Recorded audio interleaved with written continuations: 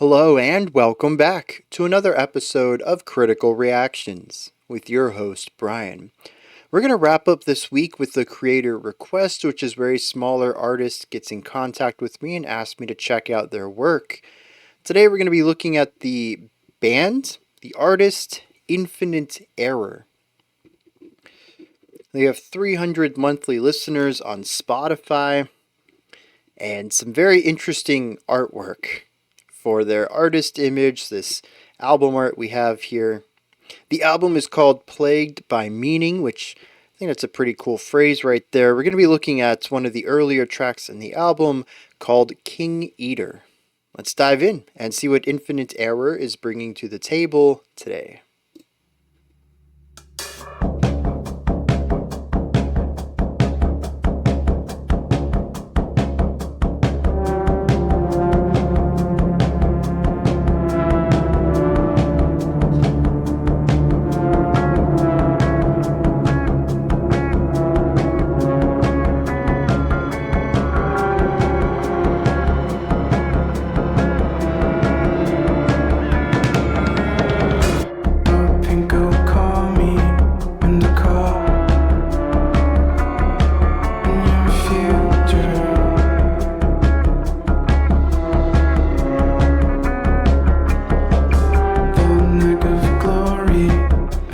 I'm sure there is some root chord, some key that we're in here, but every pitch sounds like it's off, rewriting the idea of chord theory entirely.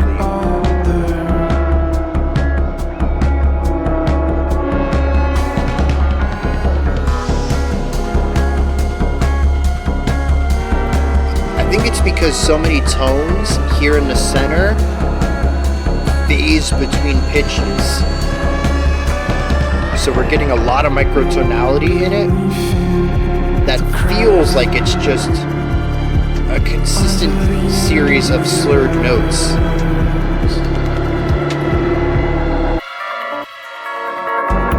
Ooh.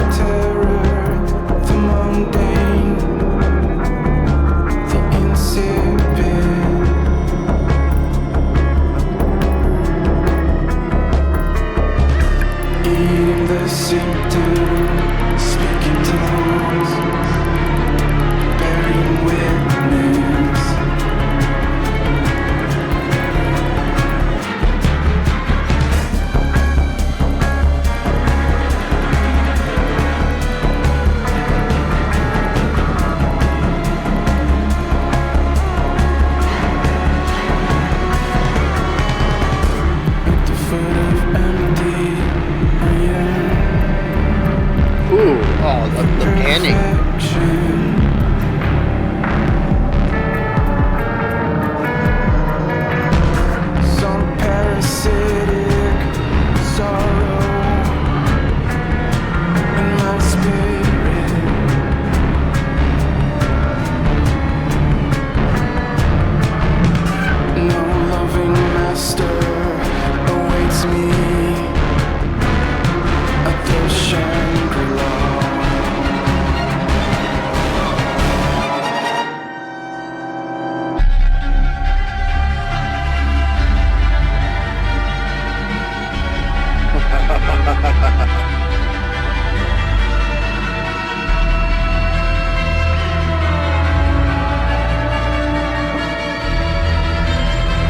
Really interesting use of 12-tone pitch on the violins here as a sharp contrast to the amorphous tonality of the first part of the song.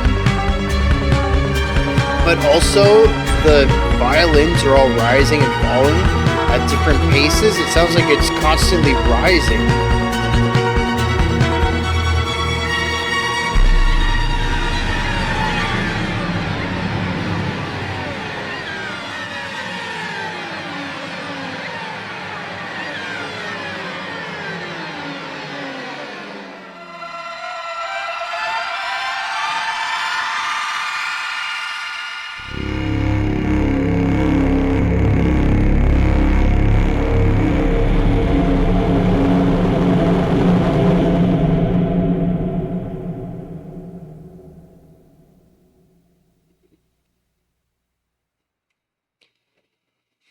Wow.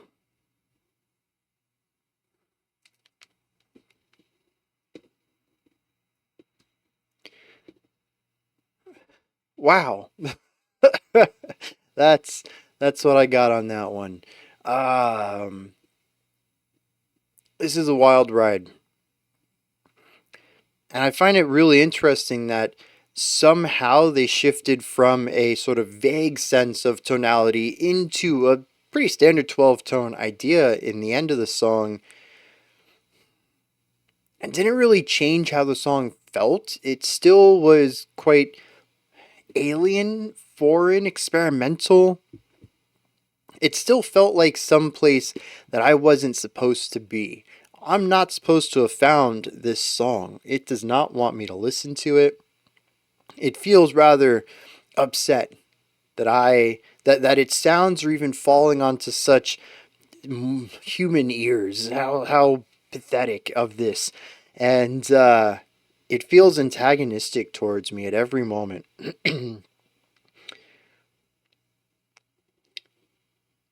It's interesting because I use the term antagonistic. I think generally, if I were to describe the atmosphere of this, it would be dark.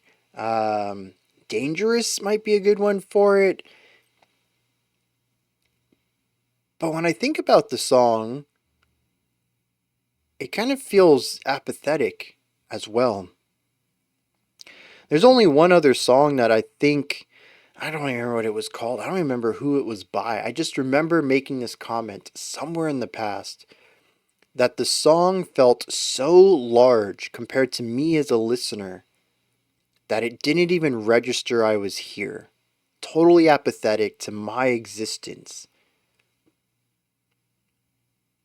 I kind of get some of that out of this, although not due to a largeness or a size difference. It just, part of it feels antagonistic. But there's another part of the song that almost feels like it just is. It doesn't even recognize I'm here. These are just the sounds it makes by itself when no one is around listening. It's not even aware of the fact that I'm here.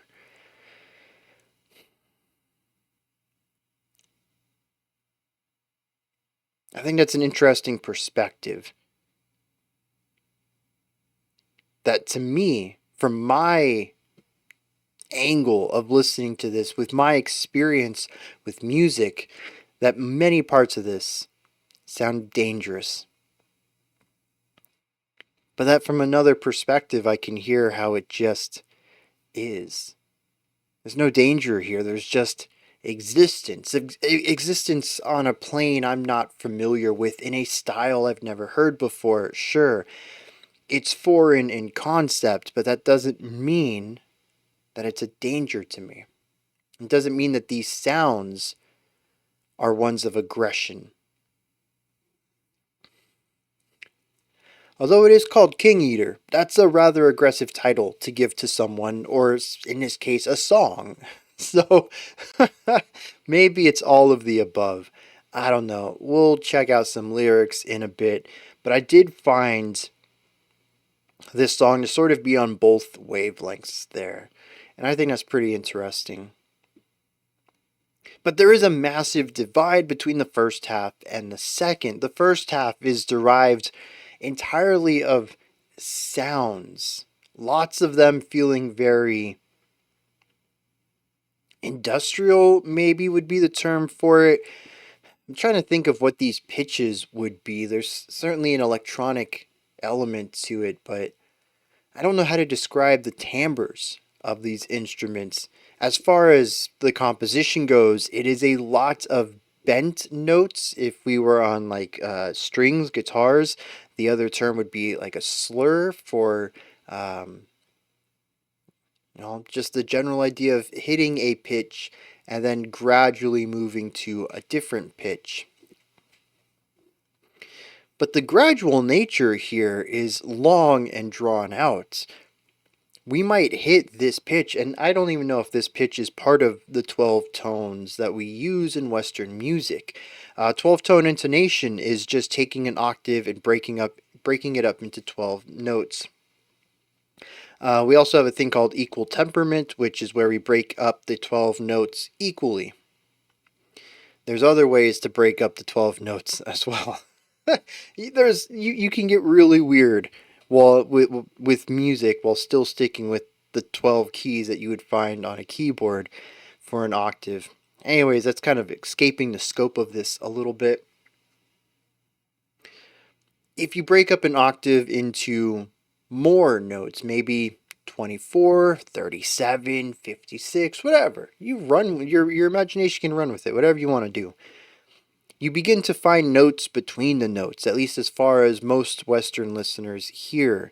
We're so used to hearing the 12 notes of the keyboard in our music that it just becomes second nature to hear those. There's a lot of tones in between those, though. That's where microtonal music comes in. Now, if we take this pitch, and then we move to this pitch, but we take 3-4 seconds to get there, we are going to cover a lot of ground. We're going to hear a lot of notes in there. That microtonality is a focus of the first half of this song.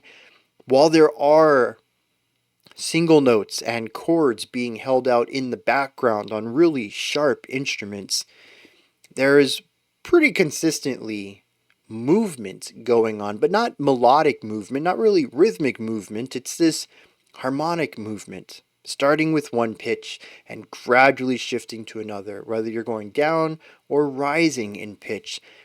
It is this constant search for the sounds in between the notes.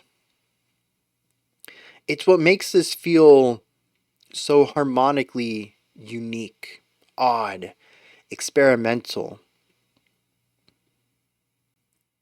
But the interesting thing is, I'm not too sure if the notes that we're starting on are even 12 tones to begin with. The entire thing might be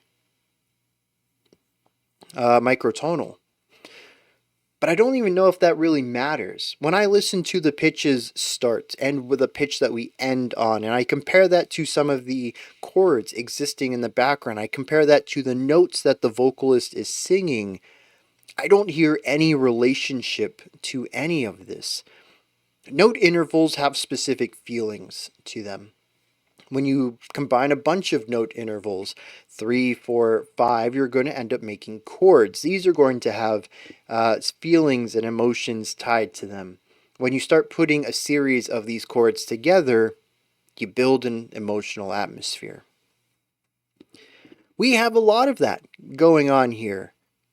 We have several pitches being played simultaneously, shifting throughout the song with these intervals changing from, bar to bar. And yet I get no emotional read off of this whatsoever. The sound of these instruments are sharp and odd and unusual, but as far as the notes go, I don't get much of a read other than the highly dissonant tones that we get at times, which, dissonance and we have a very singular relationship. I don't like dissonance. It's like nails on a chalkboard to me. Those notes, those chords really come through everything. But other than that, the combination of notes here, the distances between the notes played simultaneously, is not anything I recognize emotionally. I find that to be really interesting. I think part of that also just says this is probably microtonal. But even that feels like a bit of a cop-out. We've listened to microtonal music that is highly dissonant. We've listened to beautiful microtonal music too that I just absolutely fell in love with. Simply incorporating notes between the notes that we're used to doesn't immediately remove characteristic from chords. I'm really curious what's going on here. Even the idea of chromatic, which is all 12 notes at the same time rather than selecting a few of those to create your key, has a specific vibe to it, a specific feeling. I don't get that here either. We're not using every note. Maybe we are using every note. It's just not in any way that immediately screams chromatic to me. This is part of what makes the song feel so alien to me. I hear these chords, I hear them stacked together, some more dissonant, some more consonant, but they just don't mean anything. I don't have a frame of reference for any of this. And that's really important too. This is like deeper chord theory stuff, but yeah, no, that's too. We're not going to get into it. Anyways, chords don't typically inherently have emotion to them. A lot of it's tied to the culture of the time and how we relate to sounds in general as a group of people. One of the biggest things you can see here is Baroque music being for the church back when it was originally created and pretty much being associated with Halloween time in modern day. So our relationship to sounds can change over time. I have no exposure to anything like this to have any sort of relationship to it yet. It's totally fresh to me. But then we have the back half of the song. The strings come in. I am fairly certain these strings are 12 tone. I can feel the rising, I can feel the falling. When we have one pitch move to the other and what feels like the smallest movement you can have, that feels like a 12 tone half step, which would be like moving from one white key to the next black key on a keyboard. It's the smallest increment 12 tone has. What's interesting though is that I still don't catch a harmonic element to this. This is what I was saying, that even though we've shifted tonality, that it still feels harmonious with the rest of the track. This hasn't all of a sudden incorporated harmonies that make sense. It's not all of a sudden joyous or depressive or angorous. Ragey? Angorous. It's still sort of amorphic. It's still written in a language I don't read. I don't understand. What's equally interesting here is that it sounds like the notes are always rising. I think that's because there's a few different strings in here that are all rising at different paces. This falls in line with the shepherd tone, but it isn't the shepherd tone. If it is, maybe it's a modification of it. The shepherd tone is just a sound that's a bunch of different pitches. It sounds like it's always rising. It constantly gets higher in pitch, even though technically it's not moving at all. It's a pretty cool phenomenon. But I don't think that's what's happening. Well, here's the thing. It might be what's happening here, but it would be at such a slower pace than I've typically heard the shepherd tone done. This just feels like we are constantly climbing up stairs, and because of the slower pace of movement, I can hear when the top note shifts down to the bottom, but they don't seem to be equal. And it almost feels like some instruments make some jumps that others don't. If every instrument is moving up one half step, maybe a third or fourth instrument moves up a whole step, which would be two halves, every once in a while. It feels less defined, less rigid than the shepherd tone typically is. I found it difficult to follow along with what it was doing despite the clarity. It's not like it was muddy, it's not like it was poor production. Everything's easily heard. I just can't find the pattern.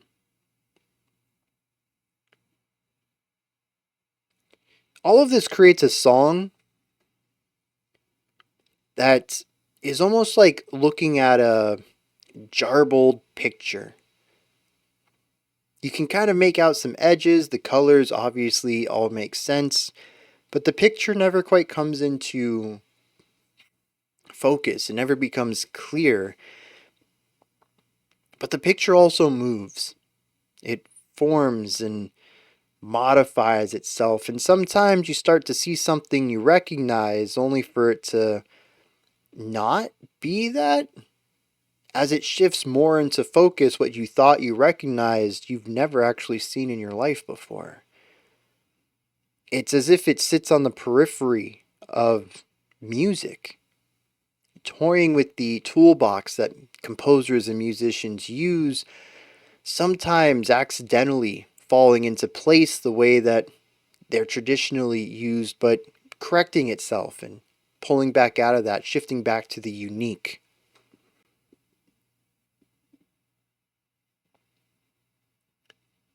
I don't use this phrase very often, but the song does feel alive. I don't know if part of that is just because I find this incredibly difficult to have crafted. It's obviously made by a human, I hope.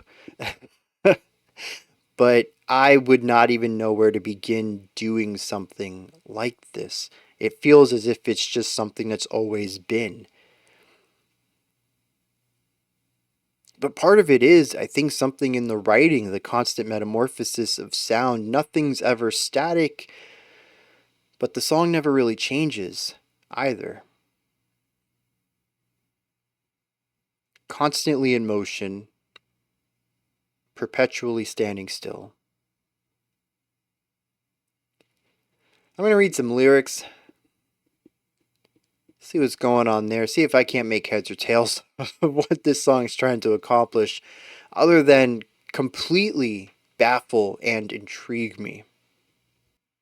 And this seems just as cryptic as the music. It's 9 lines long.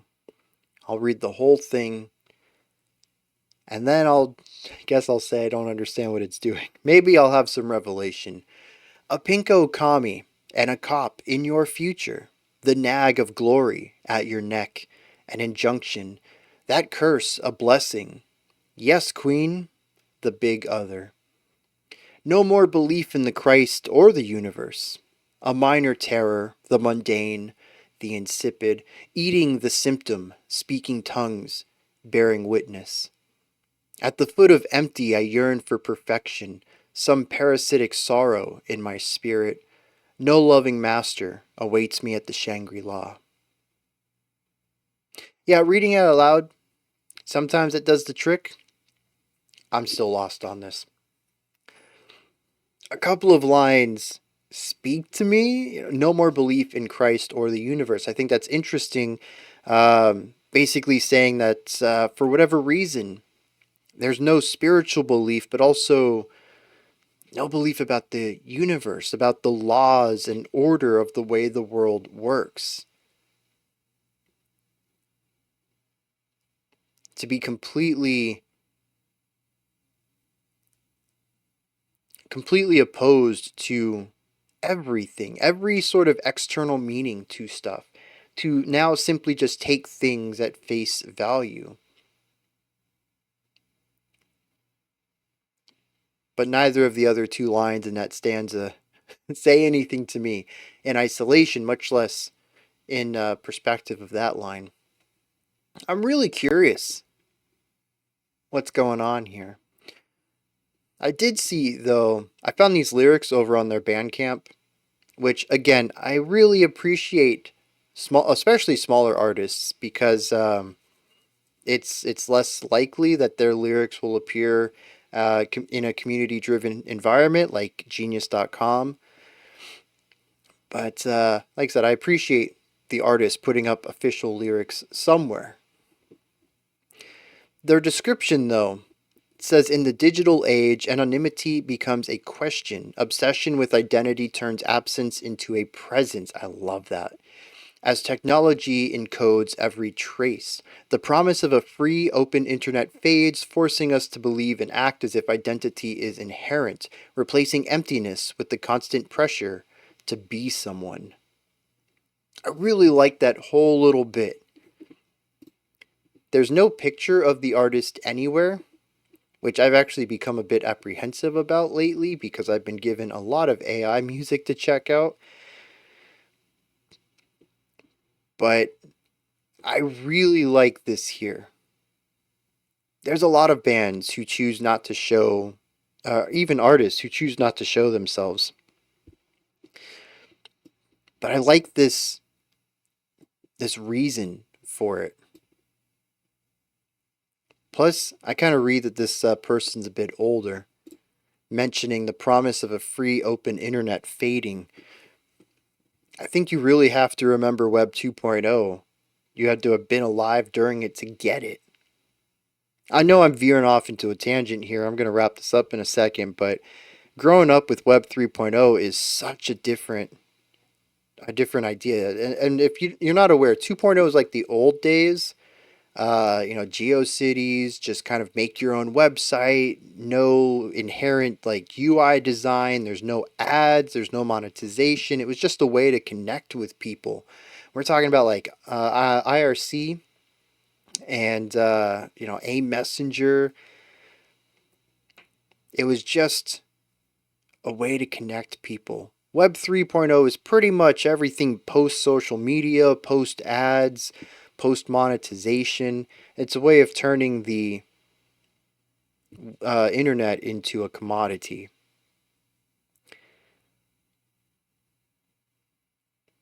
I think it'd be really tough to explain that to someone, that the internet was just a place where cool things happened. um, and where you just never used your real name or your photo or anything. Everything was anonymous back then. So, I don't know, like I said, a bit of a tangent there, but I really appreciate what's said here, and I think it's written very well too. It makes me want to get the lyrics even more. This person is obviously, or people, again, I don't know if it's a single artist or a group, but they're well written. I think they have strong ideas too, and it's not coming through here specifically, which makes the information being obscured a choice. It turns it into a puzzle. Anyways, these are my thoughts. Infinite Errors King Eater. Let me know what you thought of this. If there's anything that stood out to you, anything that you would like to add on to what I said or correct me on. Maybe you have your own thoughts or opinions about this, your own interpretation of it. Please put all of that down into the comments section. Above that, in the description box, as usual, you're going to have links for my stuff, like the link tree and stuff like that. But I'm also going to put links for Infinite Error in there. So if you enjoyed this, you can find their music or their merch, websites, whatever. Like, subscribe, and ring the bell. And if you head on over to any of their social medias, their streaming platforms, their YouTube channel, make sure that you give them the thumbs up, the heart, the star, whatever it is as well. All right, that wraps it up for today. I'll be back tomorrow, though, 5 p.m. Eastern Standard Time, 9 p.m. UTC as usual. Until next time, remember to be critical, not cynical, of the music you listen to, and have a fantastic morning, afternoon, or evening whenever you choose to watch my videos.